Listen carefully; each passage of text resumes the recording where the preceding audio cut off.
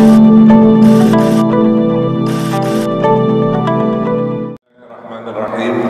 Assalamualaikum warahmatullahi wabarakatuh. Alhamdulillahilladzi ja'ala al-insana fi ahsani taqwim thumma radadnahu asfala safilin illa alladhina amanu wa 'amilus solihati falahum ajrun ghairu mamnun.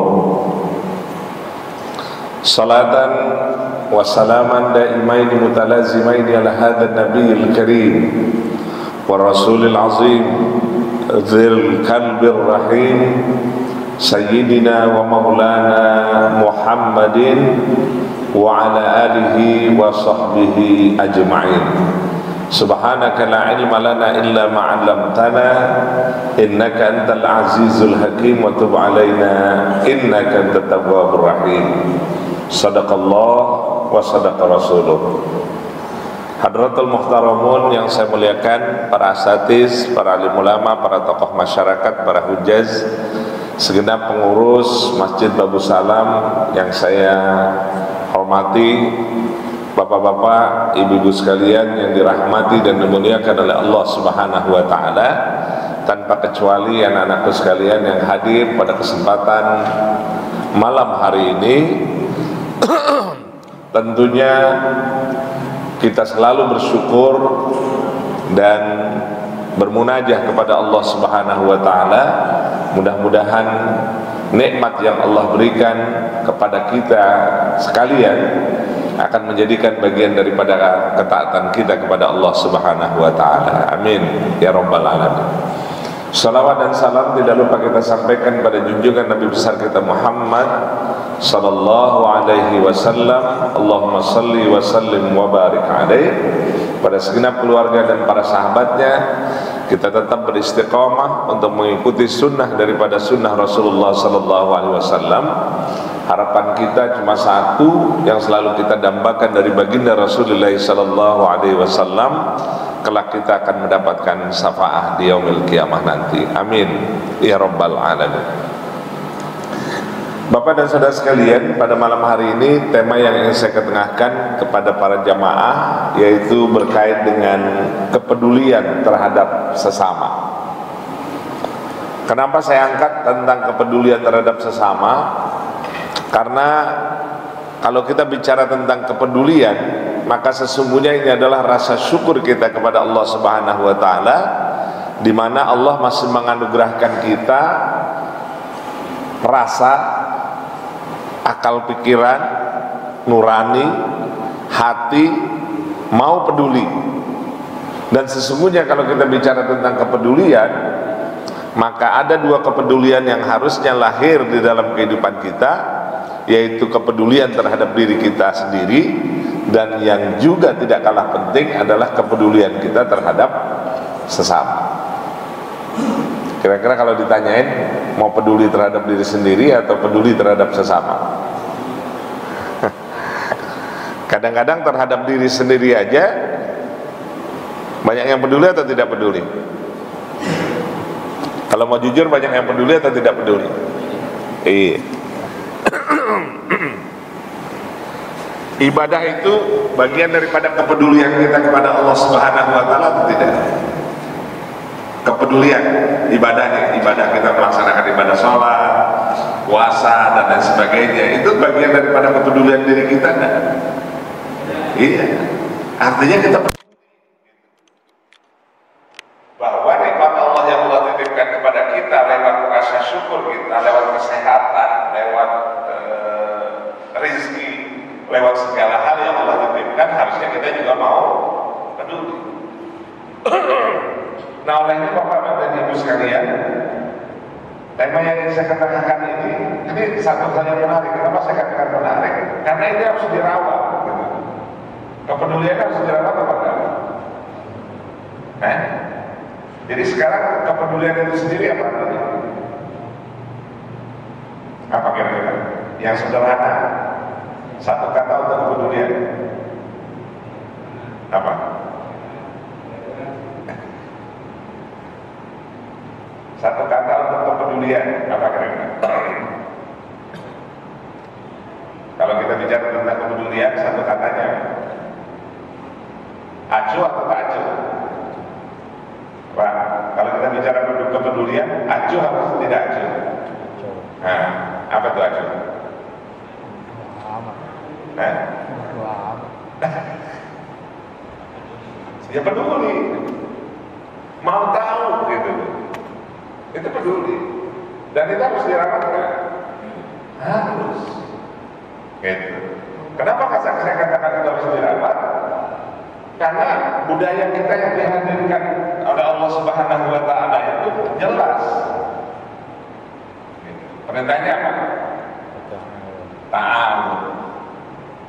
Ta'awun. Apa ta'awun artinya? Tolong. Dari kata ana.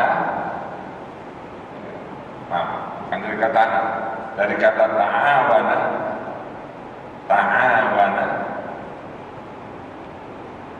Ta'awana.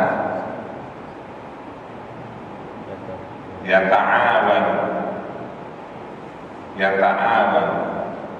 Langsung ke ta'awun. Akar katanya dari kata ana. Ana itu apa?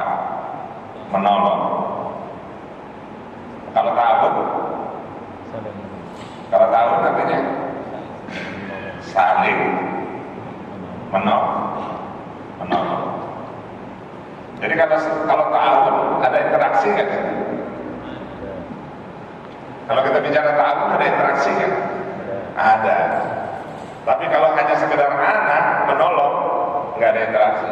Tapi kalau ta'awun ada interaksi, saling menolong, saling peduli, saling ngerti, saling faham. Makanya disebut dengan ta'awun. Apa yang diminta di dalam Al-Quran? Yang diminta dalam Al-Quran itu ta'awanu ala birri wa taqwa. Suruh apa ya? Hendaklah kalian bertolong menolong alal birri, saling tolong menolong pada kebaikan, dan yang kedua pada takwa. Jadi dua nih, kebaikan dan takwa.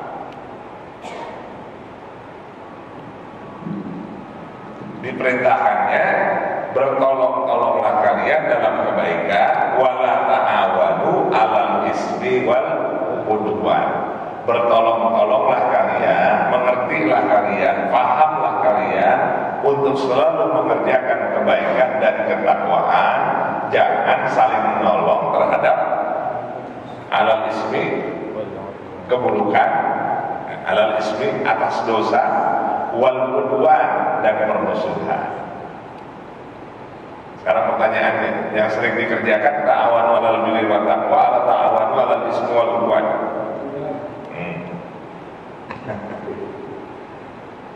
Ya, termasuk gosip itu 'alal ismi wal udwan apa bukan? Ujub, riya, takabur, sum'ah, namimah, ghibah, banyak kan? Banyak. Maka kalau kita bicara tentang kepedulian, ya kita cepat tanggap gitu. Jadi kesyukuran kita atas nikmat yang diberikan sama Allah Subhanahu Wa Taala, harusnya kita punya peduli. Melihat sesuatu itu cuma respon gitu. Pak, kalau saya gambarkan gini, ada tukang minta-minta, ada tukang ngamen, terus ada tukang yang dagang. Kira-kira yang sering banyak dikasih apa? Nah, yang sering dikasih tukang ngamen, tukang minta-minta, apa tukang dagang? Kalau tukang dagang sering dibeli ya berkagak? Jarang dibeli. Lama-lama capek kan tukang dagang? Karena nggak ada beli. Capek kan? Ya udah daripada gua nggak ada beli, mendingan enakan itu, nggak ngapa-ngapain, cuman ngamen doang. Iya kan? Dapat duit, cuman minta-minta doang, dapat duit, daripada saya dagang susah. Harusnya kita lebih empati, lebih punya rasa peduli terhadap Pedagang. Ya. Tapi faktanya begitu kan? Pak, faktanya begitu kan? Jadi, kalaupun kita nggak butuh, beli aja deh. Walaupun cuma 10.000 atau berapa ribu, kita beli aja. Walaupun kita nggak butuh. Tapi sesungguhnya kita telah ngapain? Menolong, membahagiakan. Senang nggak kira-kira kalau tukang dagang itu beli? Senang nggak? Senang. Tapi karena kita pedulinya ngeliatnya, ya udah tukang amen kesian. Oh, dia tukang minta-minta kesian. Iya, boleh silakan. Tapi itu orang yang berusaha dulu, yang lebih berusaha dulu, dia menjadi skala prioritas kita dibanding dengan yang lain. Bukan berarti kita nggak peduli dengan mereka. Ya, Pak. Karena kalau Bapak perhatikan itu tukang minta-minta, ya, atau tukang amen lah di situ. Bapak perhatikan aja. Lampu merah itu kan kurang lebih 60 detik, 1 menit. Kalau rata-rata dari 60 detik aja, dia dapat 2.000. Ya, 1 menit kan berarti. Kira-kira 1 jam dia dapat berapa? Berapa itu kira-kira? Coba diakumulasi. Ya kan? Dia cuma ngider begini-begini doang, gitu kan? Dapat 2.000, dapat 1.000, gitu kan? Ya kan? Kalau dalam satu putaran 60 detik dia dapat 2.000 saja. Kali 1 jam 45 menit. Iya betul. 45 menit itu berapa? Kira-kira. Coba diakumulasikan. 90.000 1 jam. 1 jam ya? 20. Kalau dia kerjanya dari pagi dari jam 6, 7, 8 9 kali 3 berapa? 90.000 kali 3 280.000 cuma 3 jam. Iya kan? Kali sebulan. Nah, gedean mana dapatnya? Jadi mending ngapain? Dulu kan badut itu kan adanya di Ancol, ada di tempat-tempat hiburan. Kalau sekarang di mana dia ada badut? Manusia silver harus adanya di mana? Di mana? Di tempat-tempat tertentu kan, di kota tua. Benar-benar tidak ngapa-ngapain. Kalau sekarang ngitung. Jadi bukan berarti proses kita ngasih itu kita bagian daripada peduli. Boleh silakan, tapi coba utamakan kepedulian kita terhadap mereka yang berusaha semaksimal mungkin, itu yang kita berikan. Nah, itulah bagian daripada kepedulian kita terhadap orang lain. Bapak dan saudara sekalian yang dirahmati dan dimuliakan oleh Allah Subhanahu wa taala, maka ketika kita berbicara tentang kepedulian, itu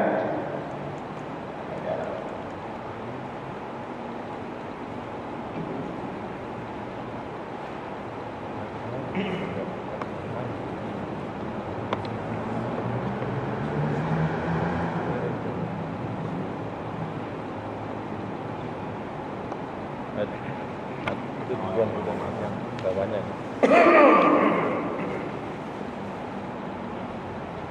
Ya.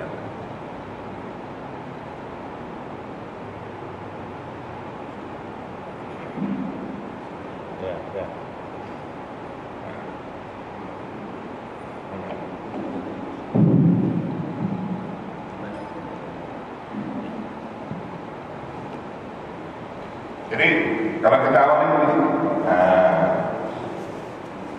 dia bukan perkara mudah, tapi berpengaruh terhadap perilaku dan sikap kita. Mau peduli apa enggak? Mau perhatian apa enggak? Ya. Dan itu bisa diwujudkan lewat sikap, perbuatan, tetapi dia juga bernilai ibadah. Nah, oleh karenanya Bapak dan Ibu sekalian, bentuk kepedulian terhadap sesama, gitu ya. Kita mau kaji, gitu ya. Di antaranya adalah memberi maaf, membantu yang lemah, peduli dengan yang lapar, menjenguk orang yang sakit. Itu bagian daripada proses kepedulian kita terhadap sesama. Kita lihat ya.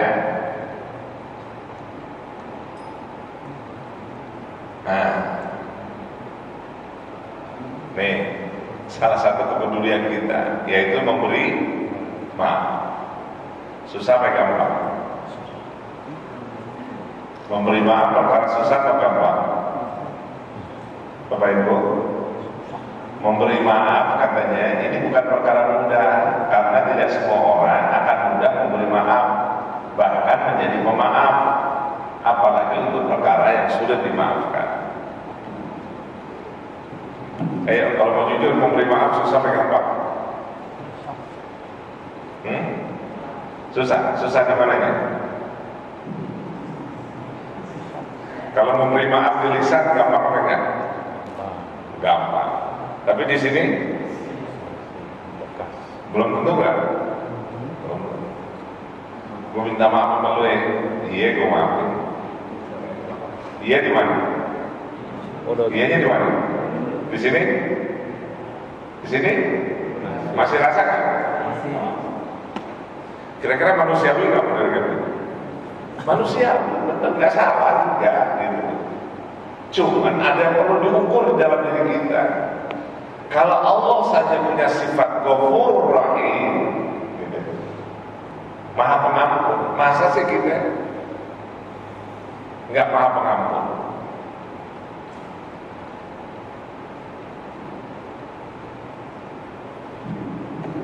Kita pernah coba membahas ya antara Ghafar sama Afwan.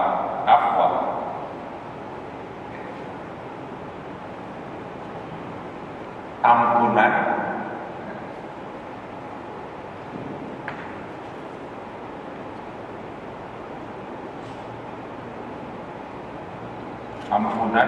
sama maaf. Kira-kira kita pilih yang mana? Mau diampunin atau mau dimaafin? Ya? Kan waktu kita bulan Ramadan itu banyak doa yang selalu kita panjatkan. Di antara doa yang sampai sekarang yang harusnya nggak lepas dari kita adalah kita mohon sama Allah, Allahumma innaka afuwun tuhibbul afwa fa'fu anna. Ngomong-ngomong masih dipakai kan? Masih dibaca? Apa musimnya bulan Ramadan doang? Bulan Ramadan doang nggak baca? Bulan sekarang nggak dibaca-baca? Wah rugi. Kenapa saya katakan rugi? Itu kuncinya. Kalau Allah sudah memberi maaf, semuanya dimaafin, kelar. Tapi kalau Allah subhanahu Ghafurur Rahim, cuman diampunin, beda dengan dimaafin. Makanya mau pilih yang mana? Pilih diampunin apa dimaafin? Jauh lebih tinggi dimaafkan daripada diampuni. Kalau diampuni masih ada balasan berikutnya, masih dihitung oleh Allah Subhanahu wa taala. Tapi kalau sudah bicara innallaha afuwun, Allahumma innaka afuwun, ya, kita minta maaf sama Allah Subhanahu wa taala, clear semuanya diampuni. Ya. Maka tolong Bapak Ibu, tolong diingat di dalam diri kita masing-masing, termasuk saya di dalam diri kita ini, jangan pernah lupakan kita selalu mengajak kepada Allah Subhanahu wa taala dengan selalu mengucap Allahumma innaka afuwun tuhibbul afwa fa'fu anna atau fa'fu anni. Sebanyak mungkin kita menajak kepada Allah Subhanahu wa taala di dalam setiap kesempatan apapun, kita selalu menajak kepada Allah Subhanahu wa taala, Allahumma innaka afuwun tuhibbul afwa fa'fu anna ya karim. Allahumma innaka afuwun, ya Allah Engkau yang maha memberi maaf. Tuhibbul afwa, suka terhadap orang yang mau minta maaf. Senang gak Allah? Senang gak Allah terhadap orang-orang yang mau minta maaf? Senang. Kira-kira manusia senang nggak terhadap orang yang selalu minta maaf? Kalau manusia senang nggak? Sebentar-sebentar minta maaf, maaf ya, ada ya? Senang nggak kira-kira manusia terhadap orang yang sering minta maaf? Heran loh, dari dulu minta maaf loh, tapi nggak ada berubah dari dulu. Gitu nggak kira-kira? Tapi Allah senang nggak terhadap mereka-mereka yang mau minta maaf? Senang. Allah tuh sangat senang sekali kepada hamba-hambanya yang mau bersujud, duduk bersimpu, munajat kepada Allah Subhanahu wa taala. Dia berharap kepada Allah Subhanahu wa taala di tengah malam, di tengah orang tidak ada, dia meneteskan air mata. Allah sangat senang sekali terhadap mereka. Maka Allah berikan afuun tuhibbul afwa fa'fu anhu. Bapak dan Ibu sekalian yang dirahmati dan dimuliakan oleh Allah Subhanahu wa taala, katanya meminta maaf menjadi lebih mudah dibanding mau memberi maaf, karena yang dibutuhkan adalah kemauan dan keberanian. Jadi gampang minta maaf apa mudah memaafkan? Minta maaf paling gampang, maafin belum tentu. Apalagi kalau urusan yang sudah menyakitkan hati. Betul ya? Ini yang harus dipertimbangkan. Ya. Padahal di dalam hadis saya juga sudah pernah menyampaikan bahwa baginda Rasulullah SAW telah menyampaikan, kata baginda Rasul, salasun, ada 3 golongan. Salasun man kunna fihi hasaballahu hisaba yasira. Ada 3 golongan kata Allah Subhanahu wa taala, kata di dalam hadis Rasulullah SAW, salasun man kunna fihi hasaballahu hisaba yasira. Ada 3 golongan orang yang kelak akan mendapatkan hisab ringan di sisi Allah Subhanahu wa taala. Apakah itu? Yang pertama adalah tu'ti man haramaka. Anda mau memberi terhadap orang yang tidak pernah mau memberi. Apa? Memberi terhadap orang yang tidak pernah memberi. Kira-kira kalau kita dikasih terus kita pulangin, wajar kan? Kita sering dikasih terus kita balik kasih, wajar kan? Nah, kalau kita nggak pernah dikasih, gitu, ya, kita nggak pernah ngasih, tetapi ngasih, kira-kira wajar apa enggak? Nah, kadang-kadang kita gitu tuh, ya termasuk saya lah, kadang-kadang suka bilang, kasih tetangga, apa? Orang juga nggak pernah ngasih, masa kita kasih? Ada nggak? Mau banyak, gimana? Nah sekarang robah deh gitu deh. Ya, tu'ti man haramaka. Anda mau memberi terhadap orang yang tidak pernah mau memberi. Mau ngasih terhadap orang yang tidak pernah ngasih. Insya Allah kalau orang yang tidak pernah ngasih kemudian dikasih, cepat atau lambat masuk tersentuh. Ya.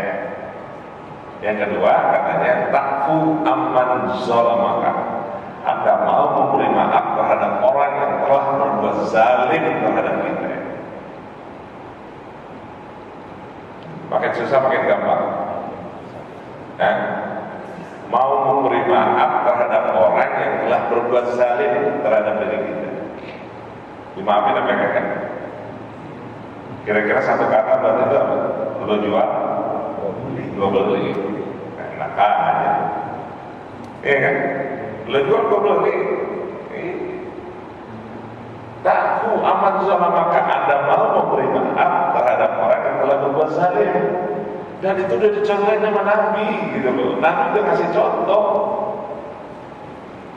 Ya, dikasih contoh apa Nabi? Dikasih contoh. Nabi habis-habisan itu berdakwah sampai ditimpukin sedemikian rupa sampai berdarah-darah, sampai malaikat minta kepada baginda Rasul, wahai baginda Rasul, minta deh kalau seandainya aku mesti balik ini gunung tumplokin gitu, saya akan kerjakan. Tapi Nabi apa kata Nabi? Jangan. Kata Nabi nggak usah, karena mereka nggak ngerti tentang dakwah yang disampaikan. Kira-kira kalau kita bagaimana? Jangan pakai bilang ya nah itu kan Nabi. Sekarang kita mau contoh siapa lagi kalau bukan contoh Nabi? Gitu loh. Iya kan? Sekarang kalau kita nggak mau contoh Nabi, mau contoh siapa lagi? Jadi contohin sama Nabi perilaku orang-orang Quraisy pada saat itu sampai Nabi berdarah-darah. Enggak, Nabi doa ya. Ta'fu amman zalamaka.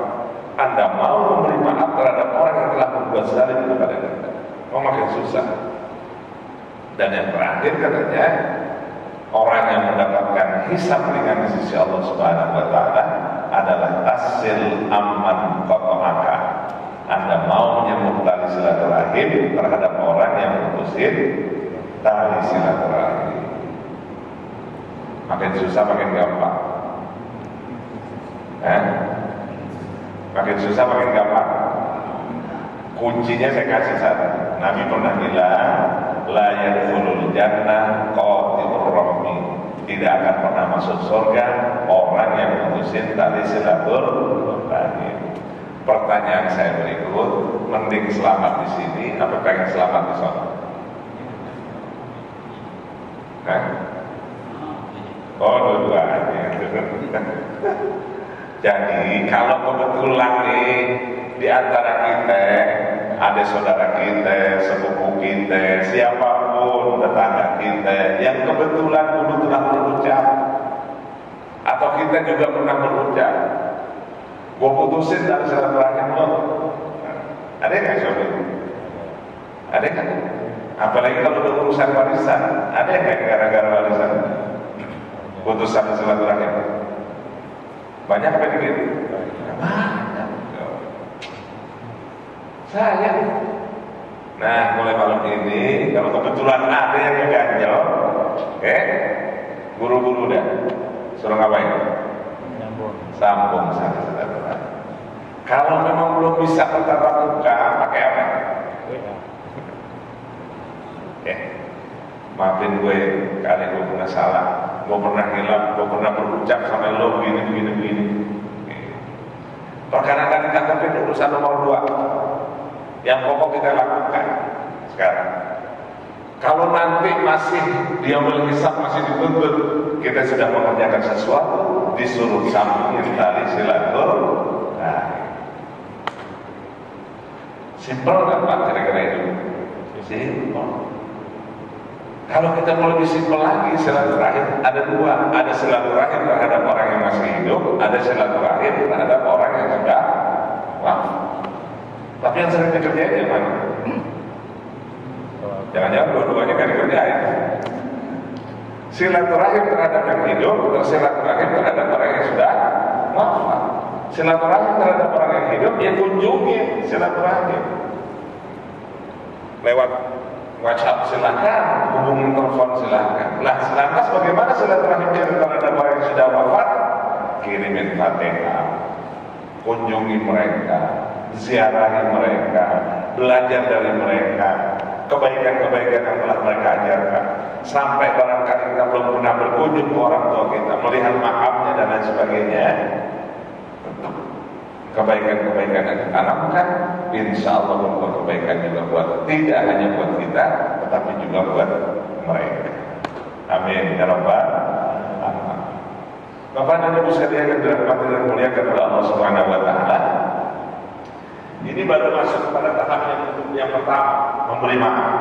Yang kedua, membantu yang lemah. Membantu yang lemah ini menjadi sentuhan yang hakiki bagi mereka yang masih memiliki nurani dan bisa menjadi sumber inspirasi bagi yang lain. Peduli membantu yang lemah. Kalau Bapak buka medsos sekarang ini banyak kan hal-hal yang dilakukan oleh membantu yang lemah kan? Banyak kan kira-kira? Banyak kan? Banyak. Lihat aja. Salah satunya ya channelnya Mbak Im lah, gitu, yang paling simpel, ya, terlepas dari pro dan kontranya. Tetapi banyak kebaikan-kebaikan yang disentuh hanya sekedar membeli. Oke. Apakah kita bisa berbuat seperti itu? Bisa kalau kita mau. Gitu. Bisa kalau kita mau. Kayak tadi tuh belanja ya, walaupun hanya dia sekedar dagang tisu, gitu ya. Yang hanya 10.000 dapat 3, kita beli deh. Butuh apa kagak butuh, pokoknya kita beli. Tapi minimal kita menyenangkan hati mereka. Yang dagang koran, walaupun sekarang kita nggak butuh koran, kita beli 5.000 ke 10.000. Yang dagang kemoceng, yang dagang apa, coba deh kita beli. Insya Allah Pak, keberkahan itu akan berbalik kepada kita. Karena kita mau peduli dengan urusan-urusan orang yang lemah. Nah, kepedulian terhadap orang yang lemah ini konsepnya jelas. Ta'awanu 'alal birri wat taqwa wa la ta'awanu 'alal ismi wal udwan. Dimuliakan oleh Allah Subhanahu wa taala. Jadi proses membantu yang lemah ini, gitu ya, berbagi adalah bukan perkara mudah, apalagi katanya dibarengi pemikiran untung rugi. Ya, kadang-kadang kita sering berpikir untung rugi kan? Sering nggak berpikir untung rugi? Kayak kalau gue punya duit cuma 10.000, masa gue belah, ntar bagaimana? Ya, Bismillah, tawakal kepada Allah dengan keberkahan kita, keberanian kita untuk menafkahkan di jalan Allah Subhanahu Wa Taala. Insya Allah janji Allah jelas, Allah gantikan. Termasuk di dalamnya adalah meningkatkan ketakwaan kita kepada Allah Subhanahu Wa Taala. Wa may yattaqillah yaj'al lahu makhraja wa yarzuquhu min haitsu la yahtasib. Itu kunci buat kita. Bapak Ibu, yang ketiga, peduli dengan yang lapar. Peduli dengan yang banyak gak kira-kira yang peduli dengan yang lapar? Saya sering bilang, katanya konsep agama itu sudah jelas. Jadi konsep agama, kalau bangsa dan negeri ini mau makmur, kuncinya cuma dua di dalam surah Quraisy.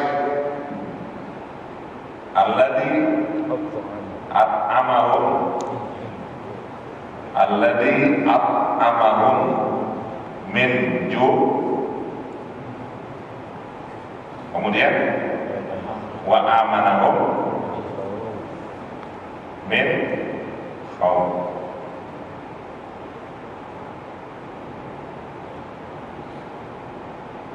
Kuncinya dua, jangan lapar, yang kedua aman. Jadi kalau bangsa ini mau beres, kuncinya cuma dua, merujuk kepada Al-Quran. Kuncinya dua, yaitu pertama alladzi at'amahum min ju', jangan bikin penduduk negeri ini jadi lapar. Ngomong-ngomong udah 77 tahun, makin banyak yang lapar, makin gak lapar? Lapar. Oh, silakan dijawab ya. Jadi kalau kita bicara kemerdekaan, sesungguhnya sudah merdeka atau belum merdeka, gitu aja. Kira-kira masih banyak yang lapar, banyak yang kenyang. Berdosa kita termasuk ketika tetangga kita kelaparan, kita masih bisa tidur nyenyak. Dosa kan? Dosa. Makanya kalau kita bicara kemubaziran, banyak gak kemubaziran yang kita lakukan? Yang contoh yang paling gampang, makanan. Banyak gak yang mubazir? Banyak. Kemubaziran, kalau orang lagi hajatan, banyak gak kemubaziran? Kalau ngambil makanan ngantri, pada dimakan sampai habis sampai kagak? Sering bicara tentang kemubaziran kan? Kalau makan cukup dengan perut atau makan nafsu? Pak, kalau lagi hajatan seringnya makan mencukupi keinginan atau nafsu? Apa yang jadi bolongnya? Itu prasmanan ada 7 tahapan tuh. Misalnya ada nasi, ada sayur, ada nasi putih, nasi goreng, ada sayur, ada lauk, kerupuk. Kira-kira semuanya bisa diambil apa kagak? Maksud saya Bu, ya ukurlah dengan kebutuhan kita, bukan dicobain semua. Selesai semua, ada yang lagi apa tuh? Bubuk-bubuk, sampulin semua, dicicipin semua. Ini belum selesai, belum habis ditaruh, ini belum habis ditaruh. Coba. Ya, ini faktanya, dikira-kira fakta. Sementara orang lain masih banyak yang kelaparan. Alladzi at'amahum min ju'. Yang kedua adalah wa amanahum min khauf. Jaga keamanan dan kenyamanan. Itu aja. Kira-kira kita sekarang aman apa kagak nyaman? Aman apa nyaman? Aman nggak kira-kira? Ya, dinikmatilah. Mudah-mudahan kita aman-aman saja. Tapi hari ini bangsa dan negeri ini masih aman-aman aja atau enggak? Nah, ini yang harus kita pertanyakan, ini kuncinya. Ya, ini berlimpah kekayaan kita. Indonesia sangat berlimpah kekayaan. Tapi kalau kita bicara tentang kemiskinan, tapi kalau kita berbicara tentang orang kelaparan, ayo mari kita tanya terhadap diri kita masing-masing berkait dengan kelaparan dan kemiskinan yang ada. Makanya kuncinya di situ. Urusan perut dan kemiskinan terkadang menyebabkan seseorang gelap mata, hilaf. Bahkan gara-gara lapar banyak akidahnya yang tergadaikan. Pak, banyak akidahnya yang tergadaikan gara-gara lapar? Oh, banyak. Jadi hemat saya sesungguhnya, hemat kami sesungguhnya Al-Quran sudah memberikan solusi. Apa solusinya? Infak dan sedekah kalau dikelola dengan baik itu merupakan investasi terbaik untuk menghadirkan kebaikan dan kebaikan bagi seluruh masyarakat. Bapak dan saudara sekalian yang dirahmati dan dimuliakan oleh Allah Subhanahu wa taala. Yang terakhir katanya, yang terakhir kebaikan yang kita bisa peroleh juga adalah dengan menjenguk orang sakit. Ya. Menjenguk orang sakit, coba. Kebaikan juga. Bagian daripada peduli apa enggak? Tapi banyak nggak orang yang mempertimbangkan ketika diajak menjenguk orang sakit? Banyak nggak? Kita nengokin sebulan siapa? Si Ahmad sakit. Sakit kenapa sakitnya bukan dirawat? Yuk kita tengokin. Kadang-kadang kita masih mikir-mikir apa enggak? Iya. Apaan nih waktu itu? Orang dulu aja udah sakit kayak gini tengokin. Nah, balas dendam. Ada nggak yang model begitu? Jangan deh, mulai dari sekarang jangan. Lihat itu pahala yang diberikan, pahala yang dijadikan bagi mereka yang mau menjenguk orang sakit, yaitu apa pahalanya? 70.000 malaikat munajat kepada Allah Subhanahu wa taala memohon ampun terhadap orang yang mau menjenguk orang sakit tadi untuk diampuni dosa-dosanya. Kalau dia ngejenguk pagi, malaikat berdoa sampai sore. Kalau dia ngejenguk sore, malaikat mendoakan dia dari mulai sore sampai pagi. Dari mana? Musnad Ahmad dengan sanadnya yang sahih.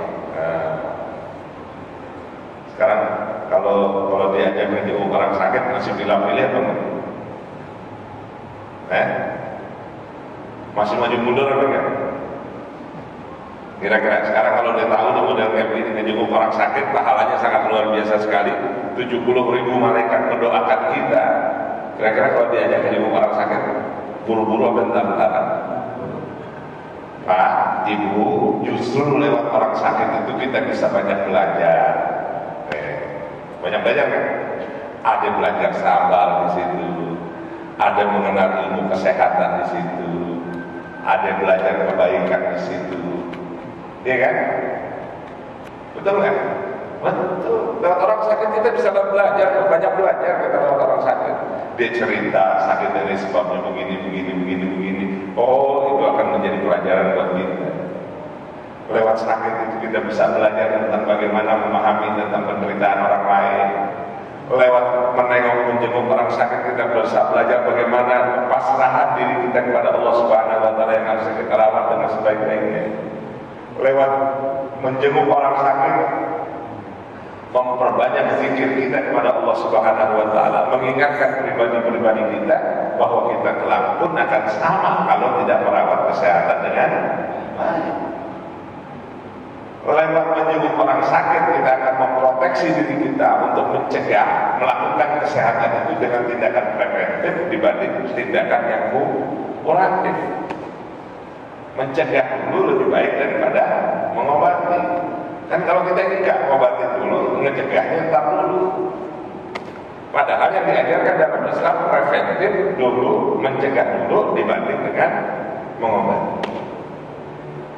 Disitulah kalau kita mau paham, belajar yang banyak tentang ilmu kesehatan yang berkait dengan kesehatan itu sendiri, lewat menjenguk orang sakit akan menghadirkan kebaikan di dalam diri kita untuk belajar banyak, untuk mensyukuri nikmat Allah Subhanahu wa taala lewat yang namanya kesehatan. Pertanyaan saya, makanya? Sehat. Sehat mahal atau murah? Mahal. Tapi banyak orang yang mengabaikan tentang sehat apa? Sakit. Orang baru, padahal agama sudah mengajar, belum bisa ya? Belum. Padahal agama sudah mengajarkan iktani khomsan qabla om, jaga yang 5 sebelum datang yang 5. Betul ya? Diperintahkan ya? Udah diajarin jaga yang 5 sebelum datang yang 5. Gitu. Apa yang pertama? Sababaka qabla haromika, masa mudamu sebelum datang masa tuamu. Suruh jaga yang baik masa muda sebelum datang masa tua.